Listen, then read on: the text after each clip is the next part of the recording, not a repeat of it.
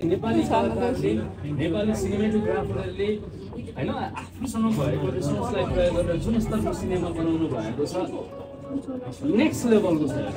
म त तपाईहरुलाई यस अलिकति क्रिटिकली थोरली भन्ने भनेदेखि चाहिँ सिनेमा फर्स्ट हाफ अलिकति बोरिङ लाग्न सक्छ तपाईहरुलाई, तर पर्खिनुस् है, क्लाइमेक्ससम्म पर्खिनुस्। इन्टरभल भन्दा अलि अगाडिसम्म बस्नुस्। विशेष गरी सौगात मल्लको इन्ट्री पछाडि सिनेमा जुन हिसाबले बगेको छ तपाईहरुलाई कहिले लाग्दैन सिनेमाले तपाईलाई एकछिन पनि कहीँ बोरिङ गरेको छ। असाध्यै समीर भट्टको एक्टिङलाई के भन्छ?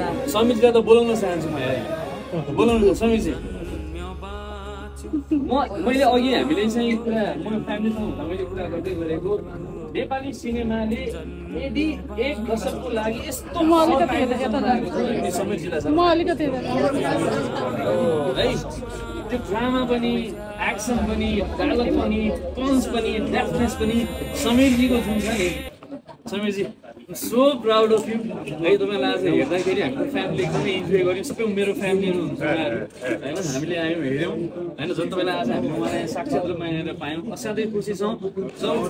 एकचोटि चाहिँ मैले तपाईँलाई भनेको छु सेकेन्ड हाफ अझ इन्टरभलभन्दा अगाडिबाट तपाईँलाई सिनेमाले कहीँ पनि अपसेट गर्ने छैन। गजब राम्रो सिनेमा बनेको छ।